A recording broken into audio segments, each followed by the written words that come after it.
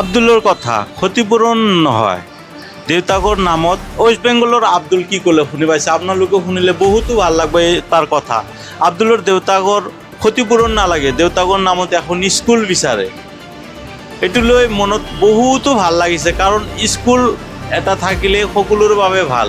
পশ্চিমবংগত দেউতাকৰ হেৰুৱাৰ পিছত চৰকাৰৰ তাত দাবী খুজিছে যে মোক এটা স্কুল দিয়ক, স্কুলটো বঢ়িয়া কৰি হাই কৰি বনাই দিয়ক, যাতে আমাৰ এই ল'ৰা ছোৱালী ভাল কৰি তাতে পঢ়া শুনা কৰিব পাৰে, ক্ষতিপূৰণ নালাগে। কথা কোৱা বুলি জানিব পৰা গৈছে, মানে কি ছ'চিয়েল মিডিয়াত পূৰা ভাইৰেল হৈ চলি আছে, বহুতো ভাল লাগিছে।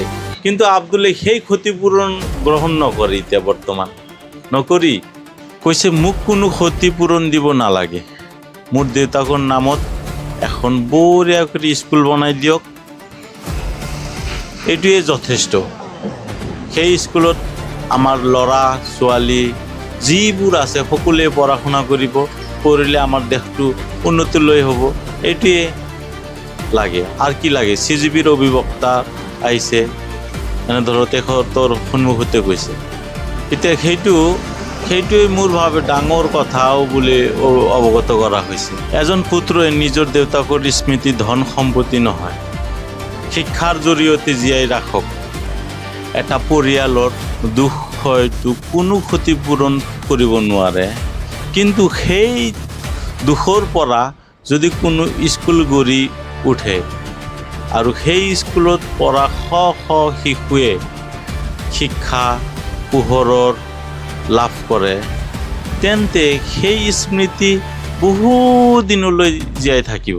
দেউতাকৰ নামত এখন স্কুল, ইয়াতকৈ ডাঙৰ স্মৃতি আৰু কি হ'ব পাৰে? এনেদৰে ক'লে। আপোনালোকে যে শুনিলে, আব্দুলৰ কথা শুনি কেনেকুৱা লাগিলে আপোনালোকৰ মনত কওক। এনেকুৱা মানুহ যদি থাকে আমাৰ দেশটো বহুত উন্নতি হোৱা দেখা পোৱা যাব। এইখিনিয়ে আজি ক'বলগীয়া কথা। আপোনালোকে যদি এনেধৰণৰ ভিডিঅ' আৰু চাব বিচাৰে তেন্তে মোৰ পেজটো ফ'ল' কৰি ৰাখিব। জয় আই অসম।